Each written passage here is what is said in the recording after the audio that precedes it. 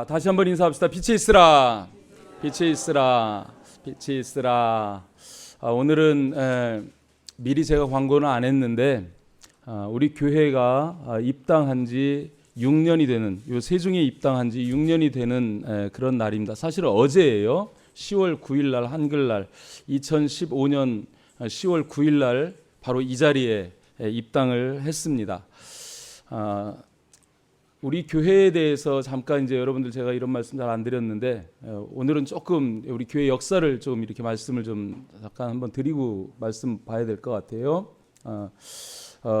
제가 늦게 이렇게 신학을 했습니다. 장로가 돼가지고서 신학을 시작을 했는데 신학을 시작한 게 아마 2009년으로 기억이 돼요. 2009년도에 신학을 시작해가지고 2011년도 대학원 공부를 시작을 할 때에 그때부터 하나님이 세종에 대한 꿈을 이렇게 주셨습니다. 거의 강권적으로 다른 기도를 못할 만큼 엎드리기만 하면 세종. 저는 세종이 어디 있는지를 몰랐어요. 한 번도 와본 적도 없고 그런 세종을 계속 말씀하셔서 대학원 공부하는 3년 내에 세종을 왔다 갔다 하면서 정말 하나님의 부르심이 확실한가. 그 전에 말씀드렸던 것처럼 제가 선교를 하고 있었기 때문에 그 선교 영역이 적질 않았기 때문에 그런 일들을 다 내려놓고 많은 교회 중에 교회 하나 하기 위해서 세종에 가라는 것이 이해가 되질 않아가지고 참 3년 동안 많이 고민을 하면서 기도를 했는데 결국은 세종으로 오게 됐죠. 2015년 2월 24일인가 이사를 했습니다. 그래서 2015년 3월 1일부터 가재마을 3단지 아파트에서 예배를 드리기 시작을 했어요.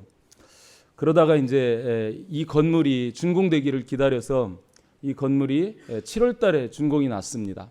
그래서 이 7층 212평을 분양을 받아가지고 그래가지고 아직 빚은 있어요. 분양받았다고 다 현금으로 산 건 아닙니다.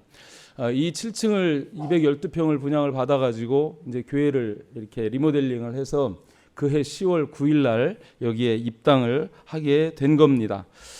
사실 그 전에 사천에서도 교회를 하긴 했어요. 선교를 중심으로 한 흰돌 마라나타 선교교회라는 교회를 2011년에 시작을 해가지고 하다가 여기로 오면서 이제 하나가 되는 교회로 이렇게 개명을 해서 왔습니다. 2015년에 교회를 시작을 하고 2017년도에 선교원을 우리 김인경 원사님 때문에 김인경 원사님이 오셔가지고 기도 제목을 냈는데 선교원을 이렇게 하고 싶은 그런 기도 제목을 냈어요.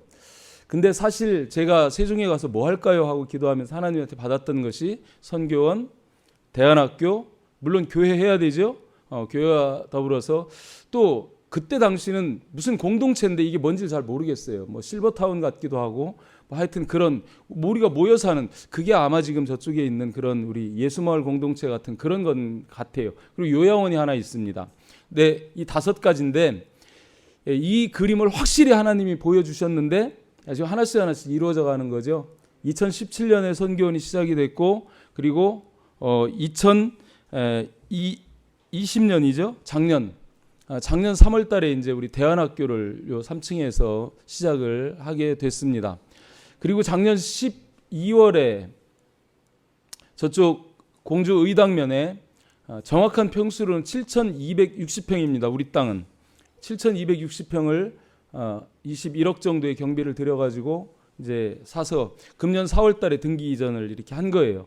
거기에 뭐 할 거냐 말씀드렸던 것처럼 우리 세종에 집이 없는 분들을 중심으로 해서 공동체 마을을 이렇게 한 2,500평 할애해가지고 마을을 조성하고 또 한쪽에는 선교원, 대안학교, 워십센터, 선교센터, 대안학교에 딸린 기숙사 뭐 이런 것들을 이제 할 수 있는 그런 땅을 지금 준비를 해서 사실은 4월 달에 허가가 나야 되는데 제가 지금 그 허가를 늦추고 있는 거예요.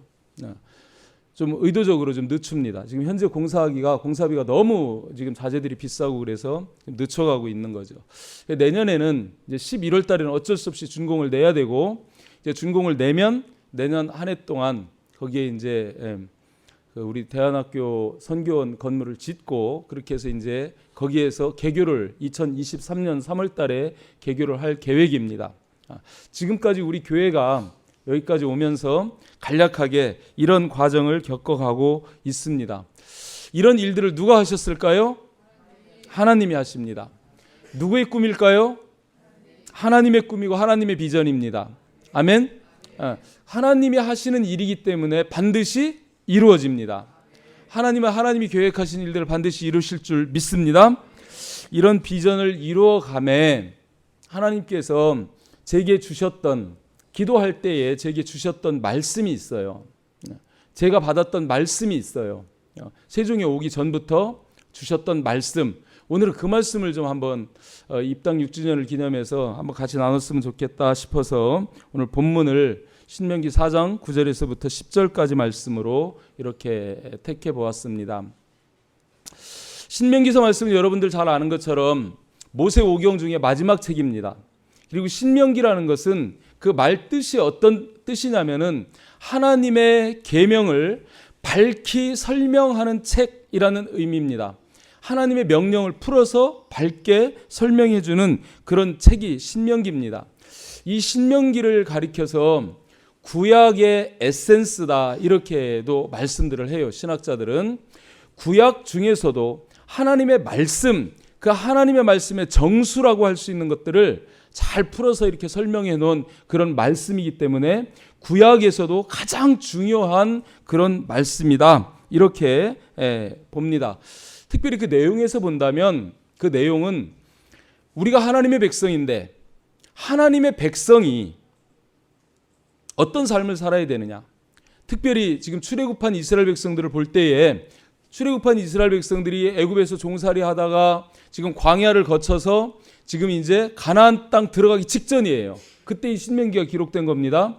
모세가 가나안 땅에 들어갈 그 백성들, 자신은 못 들어가지만 그 백성들에게 너희가 가나안 땅에 들어가면 어떤 삶을 살아야 하느냐 하는 그것에 대해서 말씀해 주신 것이 신명기 내용이다. 이렇게 간단하게 정리해 볼 수 있습니다. 저와 여러분들 지금 가나안 땅에 들어와 있습니다. 세상이라는 이 광야 가운데에서도 하나님의 나라, 하나님이 주신 땅인 이 교회 안에 들어와 있습니다. 우리가 그럼 하나님의 백성으로서, 신앙인으로서 어떤 삶을 살아야 되느냐, 그거를 오늘 말씀을 통해서 다시 한번 중심을 세울 수 있기를 주님의 이름으로 축복합니다. 신명기 4장 1절 말씀을 먼저 보면 여기에 이런 말씀하세요. 이스라엘아, 이제 내가 너에게 가르치는 규례와 법들을 듣고 준행하라. 듣고 준행하라. 청종하라. 이 말씀이 굉장히 중요한 말씀입니다. 그렇게 하면, 하나님의 말씀을 듣고 준행하면, 그리하면 뭐라고 그래요? 너희가 살 것이요. 준행하면 살 것이요. 청종하면 살 것이요. 청종하지 않으면 죽는다는 말씀이에요. 청종하면 살 것이요. 또 하나는 너희 조상의 하나님 여호와께서 너희에게 주시는 땅에 들어가서 그것을 얻게 되리라. 하나님의 말씀을 청종하면 아브라함에게 약속했던 가나안 땅을 허락해 주신다는 거예요. 그 땅에 들어가서 그 땅을 차지하게 될 거라는 거예요. 영적 의미로는 무엇입니까? 하나님의 말씀을 청종할 때에 저와 여러분들이 하나님이 허락하시는 천국, 새하늘과 새 땅을 차지할 줄 믿습니다. 아멘. 그것에 대한 약속입니다. 조건은 하나님의 말씀을 듣고 준행하는 것, 청종하는 그것입니다. 오늘 본문에서 이렇게 하나님의 백성들에게 특별히 하나님이 주시는 그 말씀 있어요. 세 가지를 말씀하십니다. 세 가지 명령을 주십니다. 우리가 평생 이 땅에서 살아가는 동안에, 세상에 사는 날 동안에 지켜야 할 세 가지 말씀, 그거를 주시는 거예요. 자, 그게 어떤 말씀인지 그 말씀에 주목해서 우리 본문 말씀을 같이 보기를 원합니다. 먼저 우리 말씀 한번 선포하고 그리고 본문 말씀 보도록 하겠습니다. 준비하시고 여러분 마음속에 새기시기를 바랍니다. 자, 선포 시작. 세상에 사는 날 동안에, 세상에 사는 날 동안에, 세상에 사는 날 동안에. 아멘, 아멘. 세상에 사는 날 동안입니다.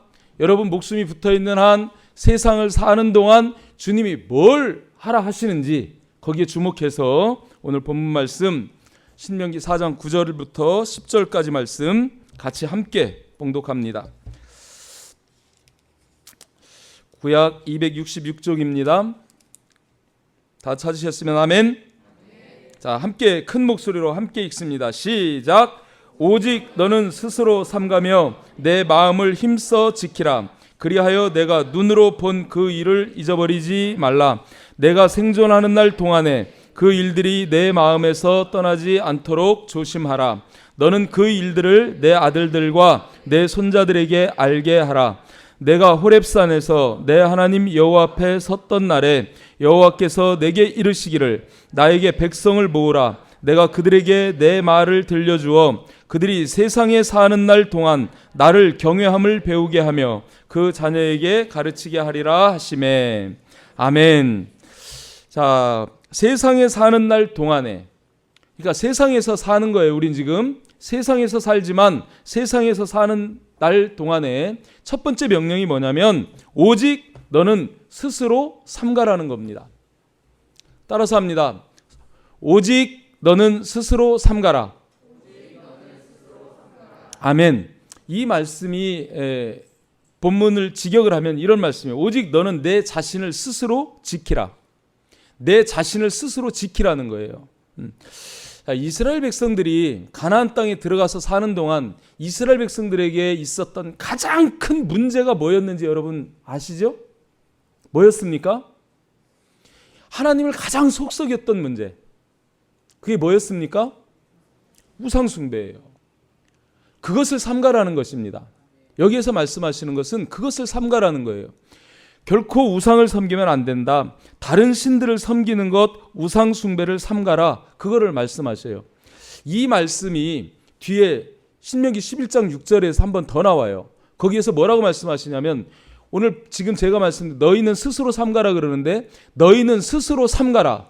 두렵건대 마음의 미혹함을 받아서 마음이 미혹되어져서 하나님에게서 돌이켜 다른 신들을 섬기며 그것에게 절함으로. 이게 문제라는 거예요. 이게 문제라는 거예요. 이스라엘 백성들 전과가 있었죠. 출애굽을 했어요. 홍해를 건넜습니다. 시내산에서 모여졌을 때에 오늘 10절 말씀처럼 하나님이 내 백성을 모으라 그랬어요. 그래서 모세가 그 백성들을 다 정결케 해가지고 모았습니다. 그때 하나님이 이 백성들과 언약을 맺습니다. 그죠? 너희가 내 말을 듣고 잘 지키면 난 너희의 하나님이 되고 너희는 내게 제사장 나라가 될 거다. 어떻게 할래? 우리가 하나님 말씀 명령대로 다 준행하겠나이다. 이렇게 언약을 체결을 해요. 그렇게 언약을 체결하는 그 뒤에 모세가 다시 한번 올라가죠. 올라가서 하나님으로부터 십계명이 적힌 두 돌판을 받아가지고 내려오는데 그때도 모세가 올라가서 40일을 금식을 해요.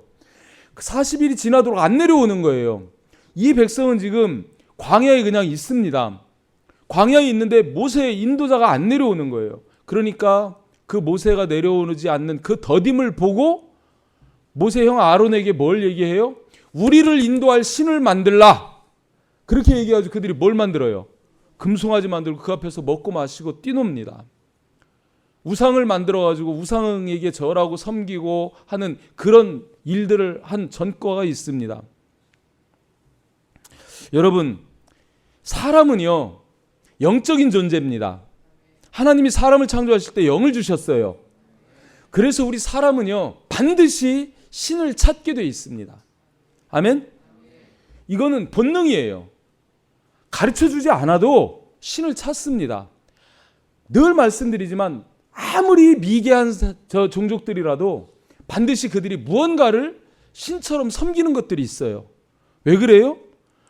인간은 신에게서 왔기 때문에 본능적으로 신을 찾는 그런 마음이 있다는 거예요. 그래서 사람들이 하나님을 찾습니다. 그런데 진짜 하나님을 찾으면 좋은데 하나님을 잘 모를 때는 우상을 만들어서 섬기는 거예요. 여러분, 이 세상에 신이 몇이나 있습니까? 여러분은 신이 얼마나 있다고 생각하십니까? 오직 여호와는 유일한 하나님이시니 신은 하나님 한 분밖에 없습니다. 아멘? 그 나머지 신들은 신이 아니에요. 우상이에요. 우상은 뭡니까? 사람이 만든 거예요. 부처도 공자도 다 사람이 신격화한 거예요. 그 자체들이 그들이 신일 수가 없고 신이 될 수도 없습니다. 아멘. 오직 유일한 여호와 하나님만이 참 신이시고 그만이 신이십니다. 아멘. 다른 신들은 아니라는 거예요. 그런데도 불구하고 이 이스라엘 백성들 가나안 땅에 들어가서 그 이방 민족들이 섬기는 각종 신들을 섬기는 그런 일들을 하는 거예요. 그거를 삼가라는 겁니다. 아멘. 저와 여러분들, 이 자리에 앉아 계신 여러분들에게 여러분 우상 섬깁니까? 이야기하면 한 사람도 아니요, 나는 하나님 섬기는데, 나는 예수를 믿는 사람인데 내가 무슨 우상을 섬겨요, 이렇게 얘기할 수 있어요. 그런데 이 삼가라는 말씀을 우리가 조금 더 깊이 생각을 하면 저와 여러분 이 삶 속에서 너희는 몸과 마음과 뜻과 정성 힘 다해서 하나님을 사랑하라.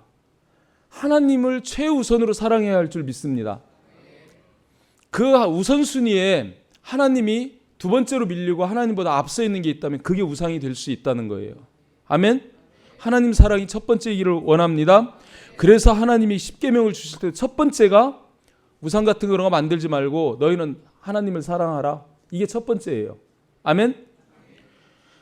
저와 여러분들은 삼가서 하나님만 1번에 두고 하나님만 섬기고 하나님만 따르는 그런 백성들이 되시기를 주님의 이름으로 축복합니다.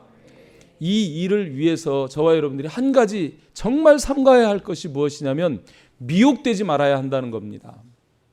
저와 여러분들 미혹되지 말아야 한다는 거예요. 우리 신앙의 삶이 뭡니까?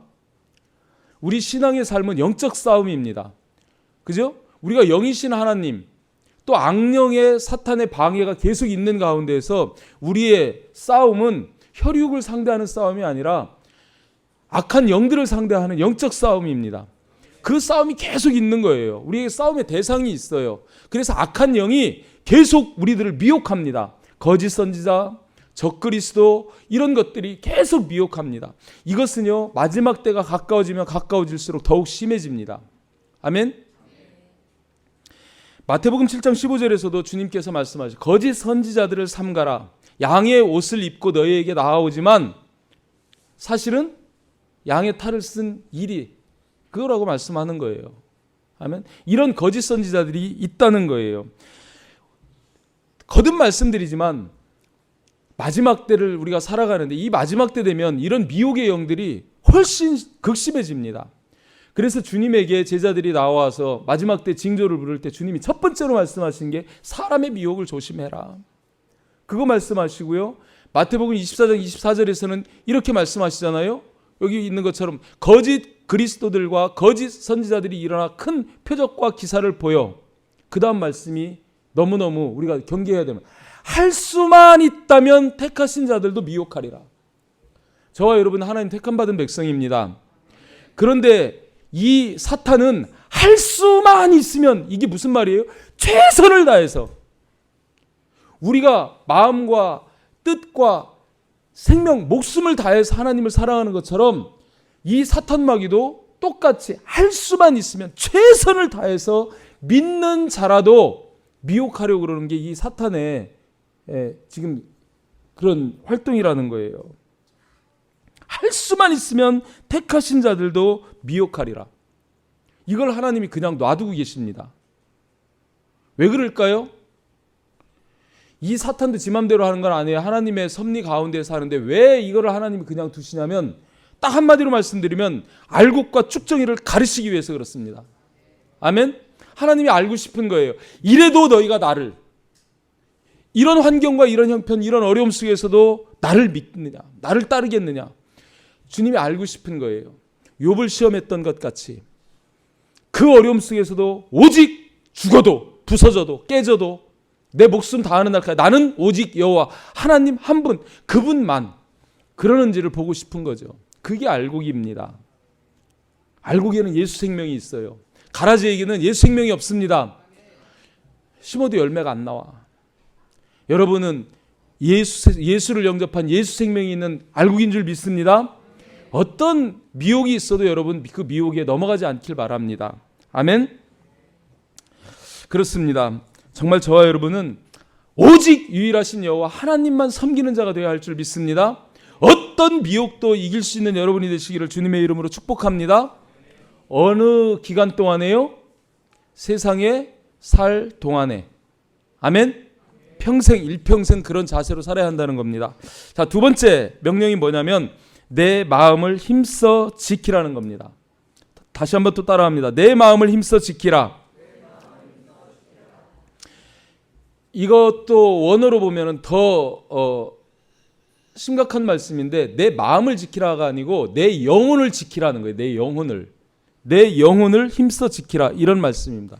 하여튼 우리의 마음은 지정의의 인격의 중심이라고 볼 수 있어요. 그리고 또 우리 신앙의 주체입니다. 우리 신앙의 중심이 마음입니다. 하나님이 좌정하시는 것도 마음입니다. 우리 어디에 하나님이 계시냐면 우리의 마음 가운데, 우리 심령 가운데 거하시는 하나님이십니다. 그래서 우리의 마음은 하나님의 좌소가 되는 거예요. 아멘. 근데 이걸 지키래요. 지키라는 것은 빼앗는 자가 있다는 겁니다. 망가뜨리는 자가 있다는 겁니다. 부서뜨리는 자가 있다는 겁니다. 아멘. 그래서 지키라고 말씀하는데 이게 깨지면 안 되는 거예요. 영혼이 깨지는 거예요. 그래서 반드시 우리는 지켜야 합니다. 그래서 잠언 4장 23절에서도 그런 말씀하시죠. 모든 지킬 만한 것 중에 더욱 내 마음을 지키라. 생명의 근원이 이에서 남이니라. 여러분, 우리의 생명, 우리의 영생이 어디에서 나오냐면 여러분의 마음을 지키느냐 못 지키느냐에 따라서 달라진다는 거예요. 아멘. 그래서 마음을 지키라는 거예요. 생명이 여기에서 난다고 그렇게 말씀합니다. 얼마나 중요하면 모든 지킬 만한 것 중에 마음을 지키래요. 여러분, 지킬 게 참 많죠. 재산도 지켜야 하고, 그죠?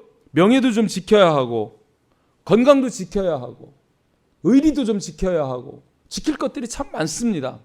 그런데 그것들보다도 가장 중요하게 우리가 지켜야 할 게 뭐냐면 마음이라는 거예요. 마음이라는 거예요. 여러분 마음 안에 예수의 영이 있습니다. 여러분 마음이 깨지면 그 영이 소멸될 수 있습니다. 아멘. 마음을 잘 지키시길 바랍니다. 근데 이 마음을 어떻게 지켜야 되느냐? 힘써 지키라는 거예요. 힘써. 그냥 지키라고 말하는 게 아니라 힘써서 지키라고 그렇게 말씀합니다. 아까도 말씀드렸죠. 사탄도 할 수만 있으면 믿는 자라도 하려고 그러는데 우리가 힘 안 쓰고 지킬 수 있겠어요? 사탄이 그렇게 공격해 오는데 할 수 있는 모든 방법을 동원해서 우리를 미혹하려고 하는데 우리가 그냥 되는 대로 아닙니다. 우리도 힘써서 지켜야 한다는 것입니다. 힘써서. 마음을 여러분 무엇으로 지킬 수 있겠습니까? 가장 중요한 것은 여러분 마음을 지키는 가장 중요한 핵심은 뭐냐면 말씀과 기도입니다. 아멘? 여러분 보세요. 예수님이 보여주셨어요. 예수님이 금식하시고 40일 금식하고 사탄이 와서 미혹할 때 무엇으로 그 사탄을 대적해서 이기시던가요? 말씀입니다. 말씀. 기록되었으되 하나님의 말씀을 가지고 이 사탄 마귀를 물리치는 걸 볼 수 있습니다. 아멘? 자, 또 한 가지 여러분, 우리가 이 사탄 마귀, 어둠의 영, 귀신들 제압할 수 있는 무기가 뭐예요? 기도예요. 기도 외에는 이런 종류가 나갈 수 없느니라. 왜요? 우리 힘으로는 사탄 마귀 대적해가지고 이길 수 있는 힘이 없습니다. 영적인 존재예요. 사탄도 우리보다 훨씬 힘이 세요. 우리보다 훨씬 지혜롭습니다. 우리가 상대하고 이길 수 있는 상대가 아니에요. 누가 이겨주셔야 돼요? 예수님이 이겨주셔야 돼요. 그러니까 그것을 두고 예수 이름으로 기도할 때 예수님이 그 이름의 권세, 그 능력이 있어야 이 사탄 마귀를 이길 수 있습니다. 아멘. 우리 마음을 미혹하고 들어올 때 그걸 이길 수 있는 방법은 말씀과 기도밖에 없다는 거예요. 아멘. 너무너무 중요한 겁니다. 정말 저와 여러분 말씀과 기도로 이기시고 또 한 가지 특별히 이 우리의 신앙의 삶에 말씀과 기도도 중요하지만 여러분 부연해서 좀 설명을 드린다면 찬양과 감사도 중요한 거예요. 아멘? 여러분 한번 생각을 해보세요. 사울이 귀신 들렸어요. 악한 영이 사울을 늘 괴롭힙니다. 근데 다윗이 가가지고 수금을 타요. 하나님을 찬양해요. 그때 귀신이 떠나가죠. 그죠? 찬양하는 곳에는 귀신이 얼씬거지를 못합니다. 아멘? 여러분 마음이 우울하고 어둠의 영이 여러분 삶 속에 스물스물 기어들어올 때 여러분 하나님 찬양하시길 바랍니다. 아멘? 또 하나님 앞에 감사해 보시길 바랍니다. 감사로 제사 드리는 자가 나를 영화롭게 하나니 내가 그에게 나의 구원을 보이리라. 아멘? 하나님 감사 받으시기를 원하시, 하나님 영광 받으시기를 원하는 거예요. 우리가 하나님을 주목해서 하나님께 영광 돌릴 때에 하나님이 우리를 어머하십니다. 하나님이 지켜주십니다. 이스라엘 백성들을 예로 보세요. 이스라엘 백성들 출애굽해가지고 뭐 해요?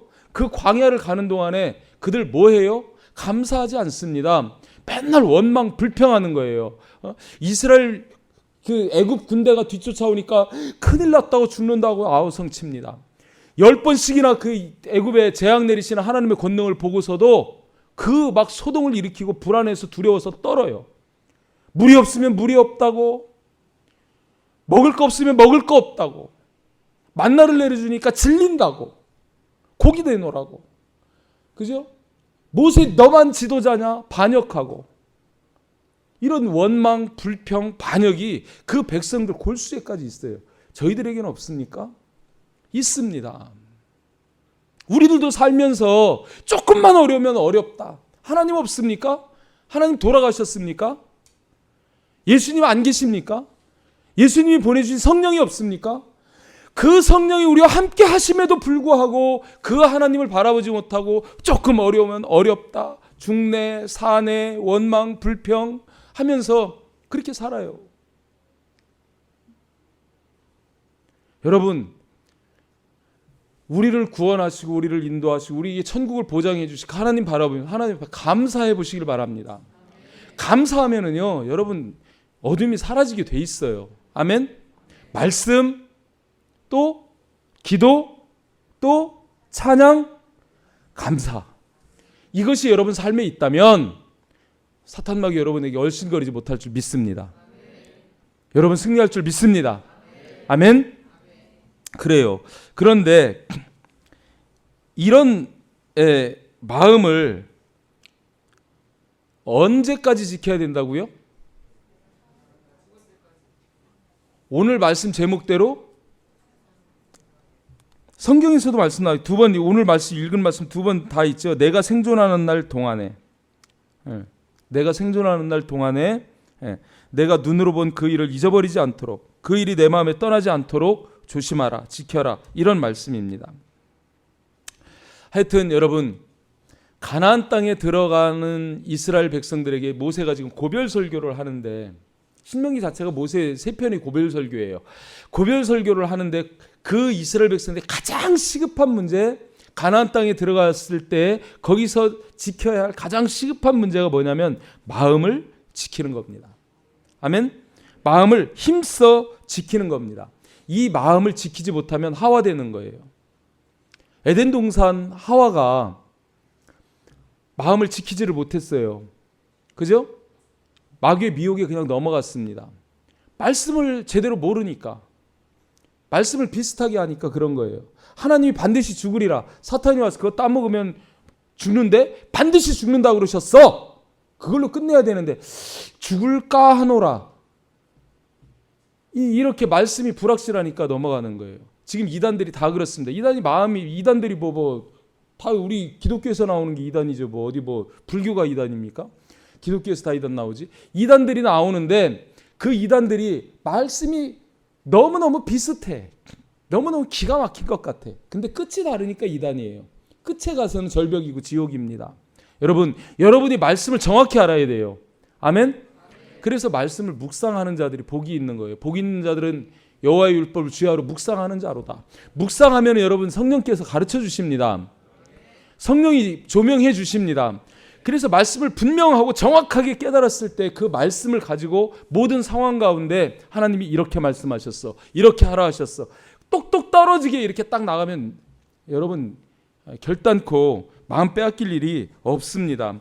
근데 하와는 그랬잖아요. 말씀을 비슷하게 아니까, 불확실하게 아니까. 우리 국어 선생님이 얘기했던 불확실한 지식은 지식이 아니다. 선무당 사람 잡는다. 그런 말씀도 하시는 거예요. 정말 그렇습니다. 그 마음을, 말씀도 부족한 데다가 마음을 지키지도 못하고 사탄에게 마음을 딱 열어줘 버리니까 사탄이 쑥 들어와가지고 이 하와를 그냥 꿀꺽 삼켜버리는 거죠. 그렇게 되는 걸 볼 수 있습니다. 정말 그렇습니다. 정말 저와 여러분들은 힘써서, 그냥 대충 하는 게 아니에요. 힘써서 기도하시고, 힘써서 찬양하시고, 힘써서 말씀 묵상하시고, 힘써서 감사하시고, 그래서 여러분 마음을 잘 지켜갈 수 있기를 주님의 이름으로 축복합니다. 세 번째 명령 뭐냐면, 너는 그 일들을 내 아들들과 손자들에게 알게 하라는 거예요. 히브리어에는요, 아주 복잡한 그 단어마다의 그 복잡한 이런 그런 용어를 쓰는 것들이 있어요. 뭐 동사, 우리가 얘기하면 명사, 동사 뭐 이런 뭐 진행형이니 뭐니 뭐 이런. 근데 여기에서 알게 하라 이것을 이렇게 보니까 거기에 이 단어에 대해서 이렇게 달아놨어요. 사역 능동형 완료 시제.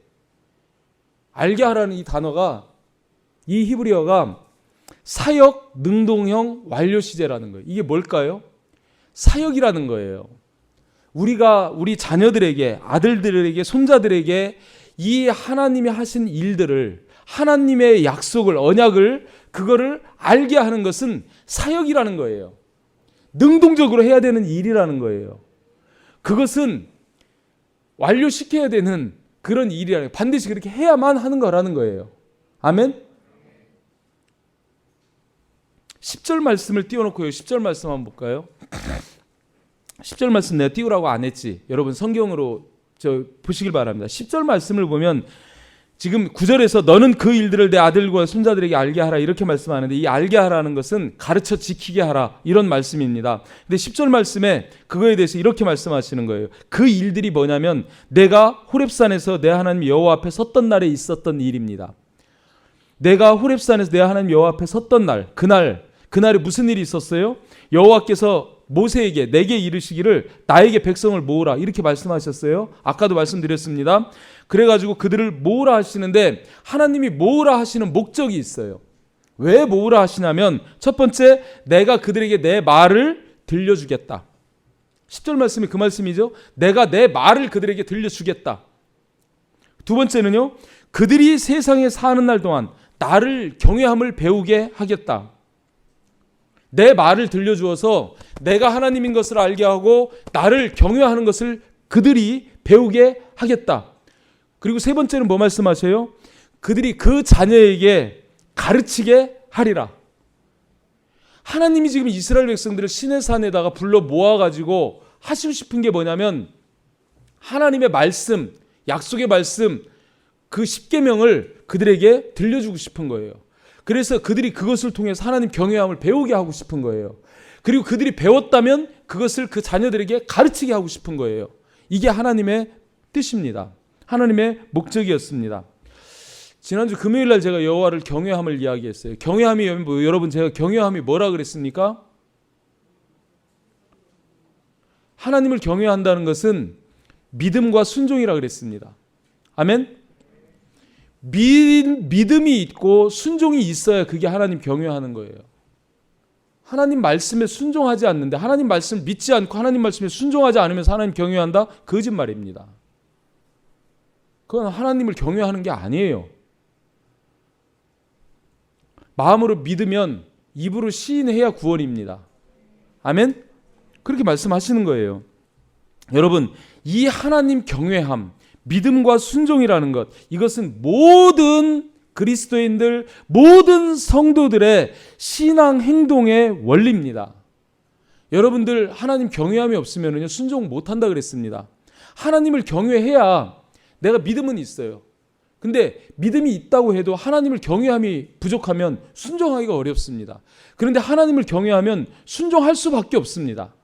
아멘? 이 경외하도록 하나님은 원하시는 거예요. 하나님에게 순종하는 것이 여러분 손해입니까? 하나님께 순종하면 복 받습니다. 잘 됩니다. 그래서 하나님 순종하라 하는 거예요. 하나님이 우리의 순종을 통해서 뭘 받으시겠어요? 복 주시기 위한 조건입니다. 순종하면 복, 순종하지 않으면 저주, 불순종은 저주. 이게 신명기의 또 핵심 내용이기도 해요. 아멘? 순종은 우리를 위한 겁니다. 우리가 복 받기 위한 겁니다. 그래서 이 순종을 하라 하는데 그것이 바로 경외함에서 나오는 거라는 것이죠. 근데 이 경외함에 대해서 성경은 뭐라고 말씀하시냐면 또 지혜와 지식의 근본이라고 말씀해요. 저와 여러분 세상을 살 때 뭘로 삽니까?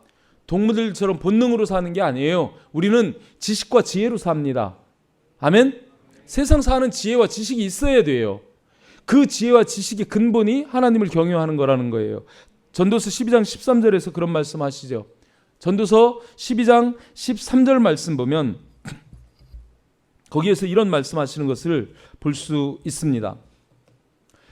솔로몬이 얼마나 부귀영화를 누리며 살았습니까? 그런데 그렇게 살아보고 난 그 결론이 뭐냐면 그 결국 일의 결국을 다 들었으니 하나님을 경외하고 그의 명령들을 지킬지어다. 하나님을 경외하고 그의 명령을 지킬지어다. 그의 말씀을 순종할지어다. 이것이 모든 사람의 본분이니라. 이렇게 말씀하시는 거예요. 우리 사람의 본분이 뭐냐면 하나님 말씀을 경외하고 순종하는 거라는 거예요. 아멘? 사람의 본분을 우리가 배워야 합니다. 이것을 배웠다면 그 다음에 어떻게 해야 돼요? 자녀들에게 가르쳐야 된다는 겁니다. 아멘? 신명기 6장에 쉐마의 말씀이 있어요. 우리가 오늘 교동문도 읽었지만 이스라엘아 들으라, 이게 쉐마입니다. 그래서 신명기 6장 4절부터 9절까지 말씀이 쉐마 말씀이에요. 그 중에서 신명기서 6장 6절에서 7절 말씀을 보면 주님이 이런 명령을 합니다. 신명기서 6장 6절 7절 말씀인데 여기에 말씀이 잘못 올라와 있습니다. 성경 찾겠습니다. 바로 여러분 본 성경 2장만 넘기면 있어요. 신명기서 6장 6절 7절 말씀에 보면 이렇게 말씀합니다. 자, 같이 읽습니다. 시작.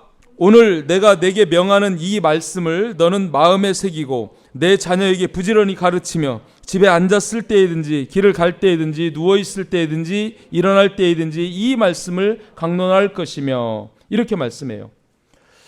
오늘 본문 우리가 읽은 10절 말씀에서 그들이 세상에 사는 나를 경외함을 배우게 하며 그 자녀에게 가르치게 하리라, 이렇게 말씀하는데 여기 신명기 말씀에서 뭘 말씀하시면 오늘 내가 내게 명하는 이 말씀을 먼저 너는 네 마음에 새기고, 우리가 먼저 배우고, 그리고 다음에 내 자녀에게 부지런히 가르치며 그 말씀을 강론하라는 거예요. 아멘? 너무 중요합니다. 여러분, 우리가 가르칠 때 머리로만 가르치면 안 돼요. 교사들도 마찬가지입니다. 지식으로만 가르치면은요, 헛일입니다. 우리의 가르침은 내 몸으로 가르쳐야 되는 거예요. 몸으로. 여러분, 부모들 자녀들에게 가르칠 때 회초리 들고 때리고 말로 가르친다고 해서 그 자녀들이 부모 존경하지 않습니다. 몸으로 보여주시기 바랍니다. 자녀들은 눈으로 배워요. 눈으로 부모가 하는 것을 보고 배워요. 아멘? 그래서 중요해요. 여러분, 행실이 그래서 중요해요. 내 행실이 바르지 않은데 내 자녀에게 잘 살아라? 자녀들이 속으로 뭐라고 그러는 줄 알아요? 너나 잘 살아라 그래요. 진짜예요. 저도 많이 느꼈던 거예요. 우리 자녀들도 그런 반응을 보일 때가 많아요. 아버지는 그렇게 살면서 왜 우리한테 그래요? 겉으로 그렇게 말하진 않아요. 그래도 부모니까. 근데 속마음이 그래요. 세상에도 마찬가지입니다. 세상에 대해서 저와 여러분들이 교사입니다. 아멘? 가서 제자 삼아야 하는 스승입니다. 여러분 행실을 바르게 하시길 바랍니다. 여러분 행실이 바를 때 여러분이 빛이 되고 소금이 되는 거예요. 아멘? 그걸 가지고 나아가야 세상 사람들이 여러분들을 통해서 주님을 봅니다. 아멘? 그래서 여기에서도 그걸 말씀하는 거예요. 먼저 배우고 그리고 자녀에게 가르치라고 그렇게 말합니다. 바울이 그래서 고린도서 11장 1절 보면 그렇게 이야기를 해요. 내가 그리스도를 본받는 것 같이 너희도 나를 본받으라. 이 자신이 있어야 돼요. 내가 그리스도를 본받는 것 같이, 본받은 것이 아니고 지금도 본받고 있어요. 지금도 그리스도를 본받는 것 같이 너희도 나를 본받으라. 이렇게 얘기할 수 있어야 합니다. 저 여러분들도 그렇게 될 수 있기를 축복합니다. 잠언 22장 6절, 에베소 6장 4절 말씀 보면 거기서도 이 자녀에 대한 그 가르침을 이렇게 얘기합니다. 마땅히 행할 길을 아이에게 가르치라. 그리하면 늙어도 그것을 떠나지 아니하리라. 마땅히 행할 길을 어른에게 가르치라고 얘기하는 게 아니라 아이에게 가르치라는 거예요. 제가 이 말씀을 신명기 말씀, 이 말씀을 하나님이 주셔서 이 말씀 붙들고 기도하면서 이제 이렇게 다음 세대에 대한 비전을 이렇게 보는 것이 아이에게 가르치라는 거예요. 아이에게. 아이가 몇 살부터 몇 살까지인 줄 압니까? 우리나라 말도 3살부터 8까지 간다고 그러는데 아이 때 교육이 너무 중요한 거예요. 이게 성경으로 보면 12살 정도 이스라엘 아이들이 그 공부할 때 거기서 아이라고 하는 게 한 12살 정도, 우리 초등학생 정도예요. 이때에 그 아이들을 성경적 세계관으로 바꿔놓지 않으면 아이들은 세상적 가치로 변해갑니다. 휩쓸려 갑니다. 그러나 그 아이 때 그거를 제대로 딱 심어주면은요, 아이들이 바뀌지를 않아요. 왜 지금 이 어려운 설교를 우리 아이들이 앉아서 여기 듣고 있습니까? 쟤들이 지금 알아들어요? 3살, 4살, 5살, 7살, 8살 된 이 아이들이 알아들어요? 아니요. 다 알아듣는다고 생각하지 않습니다. 그럼에도 지금 이 자리에 앉혀두는 것은 몸으로 예배를 배우라는 거예요. 이 아이들 주일 예배라고 주일 예배에다 모아놓고요, 영성 떨어지는 집사님들이 성경 지식 가르쳐봐야 아이들한테 하나님의 영이 들어가질 않습니다. 우리 지금 다음 세대 교육이 무너진 게 왜 그런 줄 알아요? 이놈의 주일학교 생겨서 그래요. 목사님들이 설교 안 하잖아요. 잘해야 전도사님들이 하고. 그죠? 그 아이들을 어른들보다 더 잘 가르쳐야 되는데 아이들을 제대로 가르치질 않는 거예요, 지금. 그러니 그런 시간이 우리 한국교회가 그 부흥하다가 처음에는요, 저도 어렸을 때 그냥 할머니 따라서 교회 가서 옆에 앉아 있는 거예요. 마루장에 같이 기도하려고 무릎 꿇고 앉아 있고 몸으로 예배를 배우는 거예요. 하나님이 그 가운데에서 역사하십니다. 그런데 아이들 재밌게 하고 모아가지고 그냥 뭐 게임하고 그냥 영이 안 들어가니까 어떻게 돼요? 그런 시간이 흘러가다 보니까 지금 우리 다음 세대들 다 무너지는 거잖아요. 그죠? 대학교까지 생존율이 2%가 안 돼요, 우리 아이들이. 기독교 신앙을 갖고 있던 애들이 대학교 가서도 신앙생활 애들이 100명 중에 2명도 안 된다는 거예요. 왜 그렇습니까? 아이 때 안 가르쳐서 그런 거예요. 하나님이 지금 너무너무 속상한 게 그거예요. 하나님 아브라함의 하나님입니다. 이삭의 하나님입니다. 야곱의 하나님이십니다. 하나님은 영원하신 분이고 우리는 유한해요. 이 유한한 인생들을 통해서 하나님 나라를 이 땅에 세워가셔야 되는데 믿음이 흘러가지를 않아. 아브라함의 믿음이 이삭에게, 이삭의 믿음이 야곱에게 흘러가야 되는데 그게 연결이 안 돼요. 너무너무 하나님은 지금 속상한 거예요. 여러분, 그 책임이 부모에게 있습니다. 내 자녀에게 가르치라고 그러는 거예요. 교회가 잘못했다고 보기보다 가정에서 잘못된 거예요. 가정에서 가르치십니까, 여러분? 자녀에게 하나님을 가르치십니까? 제대로 가르치셔야 돼요. 늦었다고 생각하시면 안 돼요. 중학생이든 고등학생이든 대학생이든 가르쳐야 됩니다. 왜 그래야 됩니까? 하나님을 가르쳤을 때 그 아이들이 자기들의 존재를 알아요. 하나님을 떠난 존재가 존재입니까? 하나님을 가르쳐야 그 애들에게 생명이 있어요. 그 자녀에게 생명이 있느냐 없느냐, 하나님이 있느냐 없느냐하고 직결되는 거 아닙니까? 육신의 생명 100년 살고 1000년 살고 10,000년 살면 뭐예요? 심하게 얘기하면 천국에 대하면 이 땅 지옥 같은 세상입니다. 조금 더 잘 먹고 잘 사는 게 그게 뭐가 중요해요? 우리 자녀가 지옥 가면 안 되잖아요. 하나님 아버지라고 불러야 되잖아요. 천국 가야 되잖아요. 그 여부가 어디에 달려 있습니까? 그들이 하나님을 믿느냐, 하나님께 순종하느냐, 그거에 달려 있어요. 가르쳐야 되지 않습니까? 너무 중요한 거예요. 그래서 하나님은 우리에게 내 자녀 가르치라는 거예요. 여러분에게 자녀보다 소중한 게 뭐가 있습니까? 자녀하고 바꿀 게 뭐가 있습니까? 그 소중한 자녀들에게 밥은 해주고 학교는 보내고 그래서 지식은 가르치지만 영성은 안 가르치는 거예요. 하나님이 제게 명령하셨던 것이 그거예요. 가서 제발 교회다운 교회를 세워라. 교회 많잖아요. 6만 개나 있어요. 하나님 지금 선교 현장은 지금 널브러져 있고 지금 막 선교사들 그 해야 될 일 얼마나 많습니까? 지금 저 캄보디아, 중국, 필리핀, 파라과이, 일본까지 그 많은 나라들의 선교사들을 보내가지고 우리가 해야 될 일이 어마어마 있는데 그거 다 내려놓고 가서 교회하라는 이게 말이 됩니까? 말이? 근데 하나님은 그러시는 거예요. 교회다운 교회를 하나 세워봐라. 세종 중심으로, 대한민국 중심으로 세종 땅 세우고 여기서부터 내 마지막 불을 한번 지펴보리라 하는 하나님의 그 마음의 소원이 제게 오는 거예요. 아멘? 우리는 그냥 6만 개 교회 중에 한 교회가 아닙니다. 아멘? 이 마지막 때 어쩌면 마지막 기회를 이 땅에 부여하신 거예요. 아멘? 깨어있기를 바랍니다. 주님의 마음을 품으시기를 바랍니다. 저와 여러분 한 사람 한 사람이 그 주님의 소원을 이루어드리는 그런 주님의 백성이 되고 예수님의 제자가 되기를 축복합니다. 아멘? 그 일 오는 거예요. 거기에서도 가장 핵심이 뭐냐면 다음 세대. 우리 아이들 세워야 된다. 아이들을 세워야 된다. 대한민국의 희망이 돈이 없어요 지금? 먹을 게 없습니까? 입을 게 없습니까? 뭐가 부족합니까? 부족한 것 딱 하나 있다면 우리에겐 영성이에요. 믿음입니다. 누가 세워가야 돼요? 우리 자녀들을 통해 세워야 됩니다. 아멘? 그래서 우리가 그거에 목숨 거는 거예요. 여러분 선교원 위해서 기도해 주시고 대안학교 위해서 헌신해 주시고 우리 교사들 위해서 여러분 중보해 주시고 아멘? 이 일 해야 되는 겁니다. 하나님의 소원인 거예요. 여기에서도 마지막 결론이 뭐냐면 그 자녀에게 가르치게 하리라. 이게 주님의 마음이에요. 너 먼저 배우고 그리고 그 자녀에게 가르치게 하리라. 이게 주님의 뜻입니다. 아멘.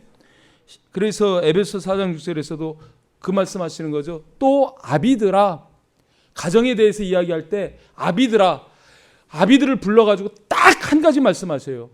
이것만 말씀하셔요. 뭐 말씀하세요? 너희 자녀를 노엽게 하지 말고 오직 주의 교훈과 훈계로 양육하라. 이게 주님의 아비에 대한 부탁이고 소원입니다.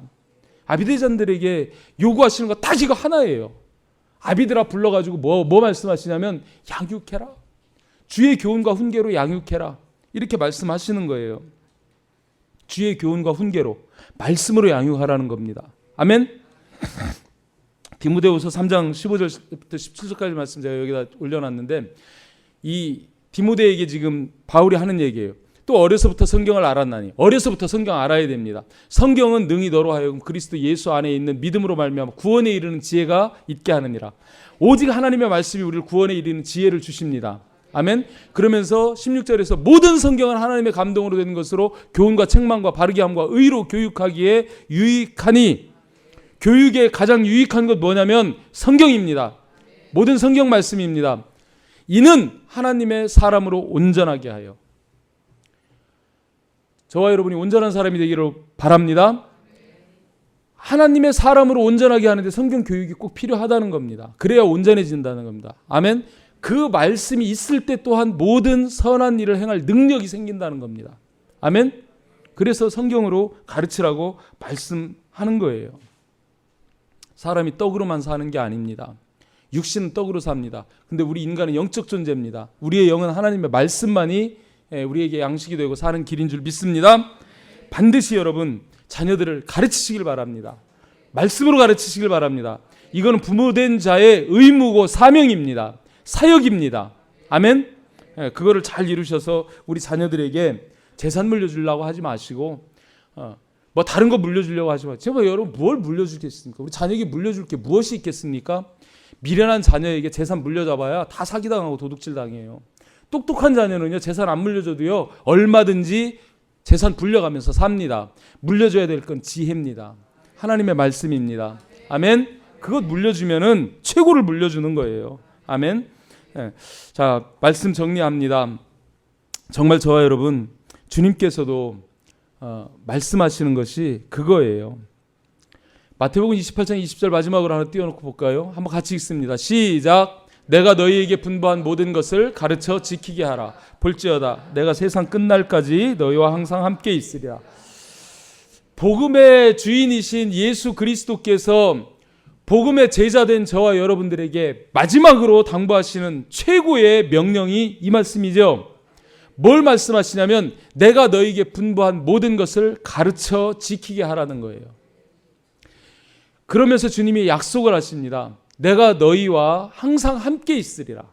언제까지요? 너희 세상 끝나는 날까지. 너희의 생명이 끝나는 날까지, 이 세상이 끝나는 날까지 내가 항상 너희와 함께 있으리라. 함께 있으리라 약속하시는 이유가 뭐냐면 가르쳐 지키게 하기 위해서입니다. 아멘? 그 일 때문에 주님이 함께 하신다는 거예요. 그 본질을 놓치지 마시길 바랍니다. 여러분 신앙생활 내가 그냥 믿고 주일날 와서 예배드리는 것으로 끝나는 게 아닙니다. 주님이 우리를 살려두시는 이유, 우리에게 은혜를 주시고 은사를 주시는 이유는 할 일이 있기 때문에 그런 거예요. 아멘? 여러분 잘 배우시고 가서 가르쳐 지키는, 그래서 또 제자를 세우는, 그런 다음 세대를 세우는 그런 주님의 마음을 시원하게 되는 일꾼이 되시기를 주님의 이름으로 축복합니다.